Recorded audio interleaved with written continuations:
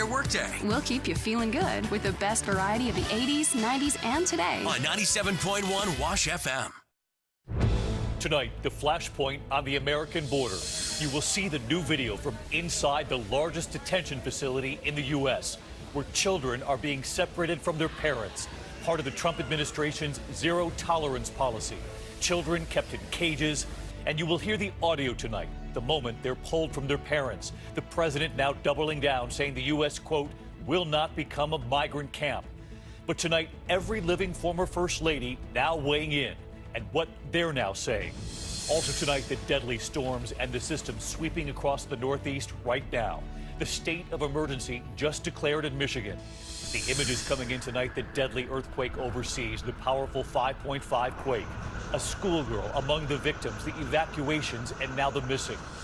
The video tonight, the woman who says her husband's Tesla suddenly burst into flames, saying it caught fire out of the blue. What the company is now saying tonight. Just in the roller coaster, the riders trapped and dangling. And this all comes after a woman fell 34 feet from a roller coaster in Florida. Tonight, you will hear from her right here.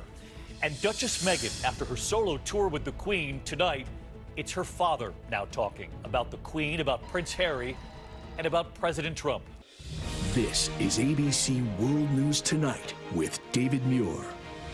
Good evening, and it's great to start another week with you. And we begin tonight with the battle playing out on the American border over illegal immigration, what to do about it, and how to do it humanely.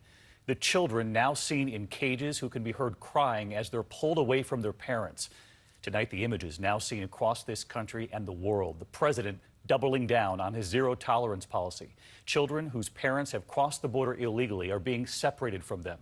And tonight, right here, the children in those cages. Our correspondent asking the White House just moments ago, have you seen those images? The White House saying, no, we haven't, but we treat the children well. And you're about to see the newly obtained audio. You'll hear it of the children in those moments. ABC's Marcus Moore taking us inside the largest immigration processing center on the border. He's in Texas tonight. Tonight, for the first time, this country is getting a look inside the U.S.'s largest immigration processing center. It's in McAllen, Texas. And these new images have now become a flashpoint over the Trump administration's zero-tolerance policy, calling for parents and their children to be separated if the parents have crossed the border illegally. The Border Patrol taking us inside where 1,100 men, women, and children are being held, detained in these cages, some of the youngest faces behind the metal fencing, children seen sleeping under Mylar blankets. And tonight, what child advocates are calling excruciating audio of the children. In a recording first obtained by ProPublica, you can hear the desperate sobbing of children from one day last week. This little girl appears to be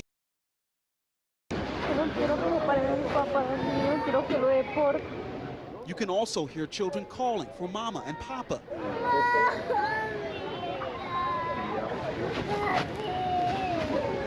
In the audio, you can also hear a Border Patrol agent in what appears to be a reference to all of the crying. Bueno, aquí tenemos una orquesta.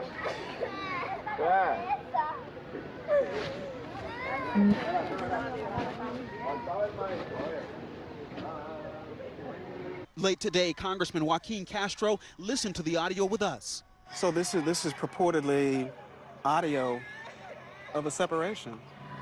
Yeah, I mean, you see the brutality there and the severe emotional trauma that these kids are experiencing. And the president should not be using these kids as leverage to get a border wall or whatever he's trying to do. It's obscene. ABC News has reported separated children are sent into foster care or to more than 100 shelters around the country like this one. Many parents say they're not told where or when they'll see them again. The people united! Today, amid growing pressure and protests across the country, President Trump's Homeland Security Secretary, Kirstjen Nielsen, defended the policy, reading from a statement. We will not apologize for doing for our job. We have sworn to do this job. This administration has a simple message. If you cross the border illegally, we will prosecute you. She insisted the children seen in those images are well cared for. We operate according to some of the highest standards in the country. We provide food, medical, education, and all needs that the child requests. And tonight, ABC News hearing from a former worker of one of those shelters, this time in Arizona, who says the system is overwhelmed. He quit his job because he was disturbed by what he was seeing. These are people making minimum wage. They're undertrained. We receive only a week of training, and they're dealing with an increasingly traumatized group of kids. And Marcus Moore joins us now from Brownsville, Texas, outside one of those shelters. And Marcus, the American Academy also weighing in on the impact on the children. That's right, David. The head of that academy, Dr. Colleen Kraft, visited a shelter in Texas, and she says the separations are a form of child abuse, and they're doing irreparable harm to the children. David, tonight, Dr. Kraft is arguing that the focus should be on the children's welfare, absent politics. Marcus Moore leading us off tonight. Marcus, thank you. And it's not just America's pediatricians. Every living former First Lady has now weighed in on this. But President Trump is not backing down tonight. ABC's senior White House correspondent Cecilia Vega pressing the White House just moments ago.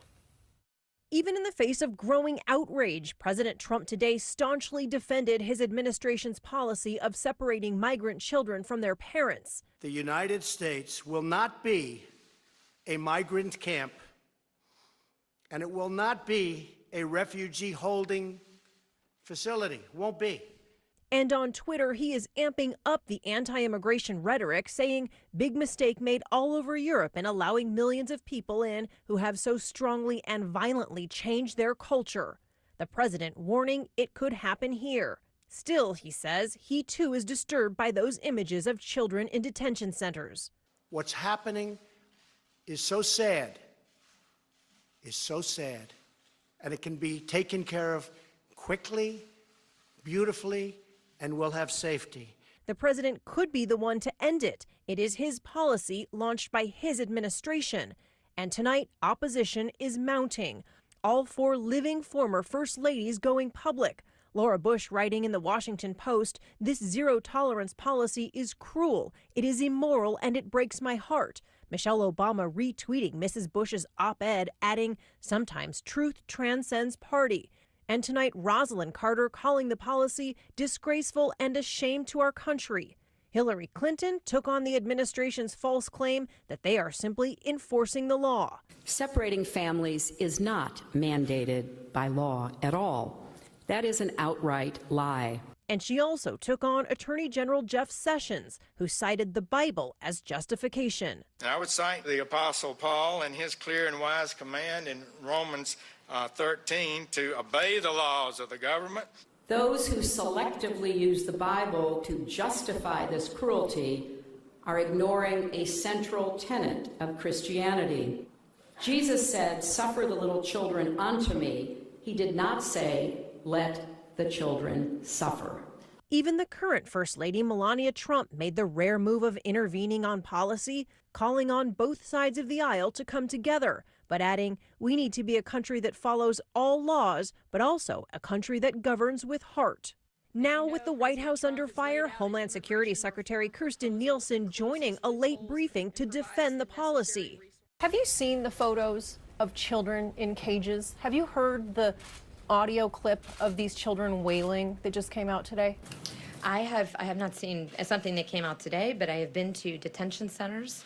And again, I would reference you to our standards. I would reference you to the care provided, not just by the Department of Homeland Security, but by the Department of Health and Human Services when they get to HHS. But is that the image of this country that you want out there, children in The image cages? that I want of this country is an immigration system that secures our borders and upholds our humanitarian ideals. Congress needs to fix it.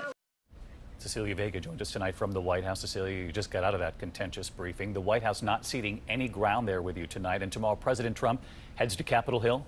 He will be talking with Republicans on the Hill tomorrow, David, and the White House says that the president doesn't want a Band-Aid fix to this issue, but immigration has vexed this city now for so many years. There is absolutely no indication that this current crisis on the border will be a force of breakthrough anytime soon. Cecilia Vega at the White House. Thank you, Cecilia. And next here to the severe storms on the move at this hour, killing a Wisconsin man and now moving across the Northeast. Driving rain and strong winds toppling trees in Saratoga Springs, New York. A state of emergency in parts of Michigan tonight after record-breaking rain in the past 48 hours. Homes destroyed, roads washed away. Chief Meteorologist Ginger Zee joining us live tonight. She's tracking it all. Ginger? David, there are damaging winds just 50 miles north and west of our location right now, and you can see all the severe thunderstorm watches on the map from Nebraska through Iowa, right through Vermont and New Hampshire.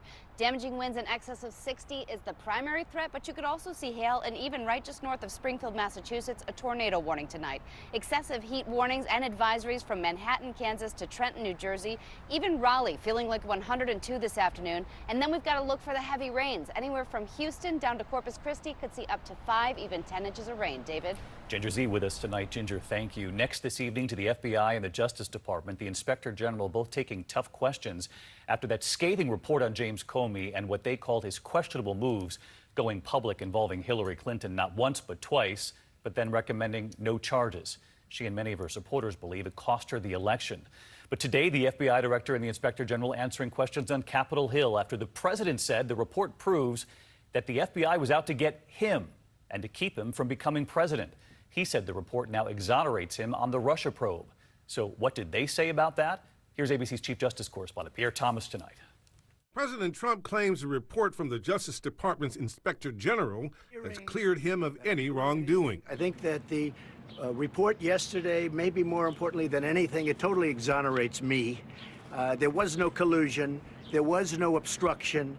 And if you read the report, you'll see that. But today, the Inspector General contradicting the president, saying his report was focused on the Hillary Clinton email investigation, not Russia. We did not look into collusion questions. He also rejects the president's claim that the report undermines the special counsel probe. I think that the Mueller investigation has been totally discredited.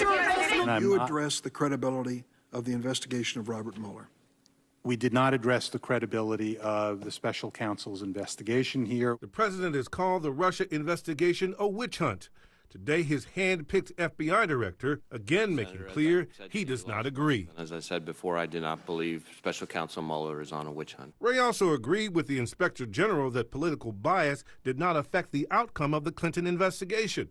But tonight, Republicans aren't buying it. These people hated Trump, and this investigation was anything but by the book.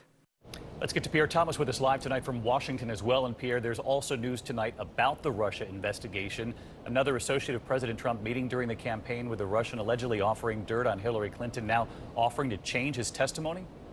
That's right, David. Roger Stone, the president's longtime friend and confidant, is acknowledging that a Russian reached out and offered damaging information on Clinton in exchange for $2 million. But Stone said he rejected the offer and never told the president. The problem is that Stone did not disclose that meeting when he testified to Congress last September. He says he simply forgot, David. Pierre Thomas. Pierre, thank you. Overseas tonight into that deadly earthquake in Japan, the urgent efforts underway tonight to find the missing. The 5.5 magnitude quake rocking the city of Osaka during the morning rush. Witnesses say buildings shook for 30 seconds, some crumbling, people scrambling to evacuate. At least 4 people were killed, including a schoolgirl.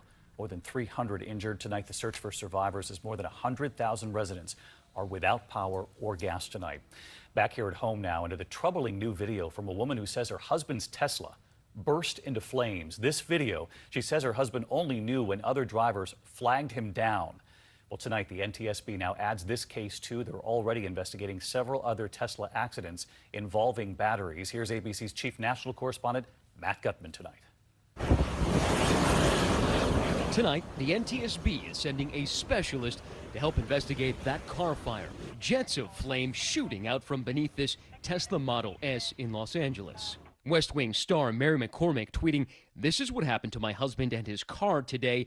No accident, out of the blue, in traffic." Adding, "Thank God my 3 little girls weren't in the car with him."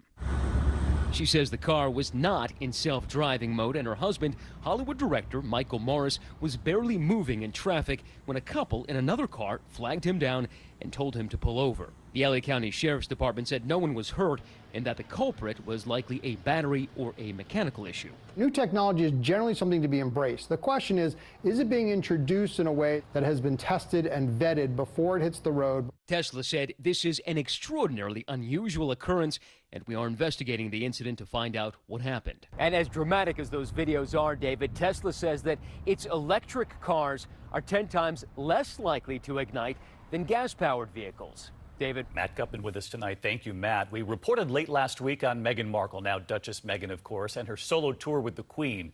But tonight, it's her father who did not attend the wedding, now breaking his silence on Prince Harry, on the Queen, on President Trump. ABC's James Longman from London. The worldwide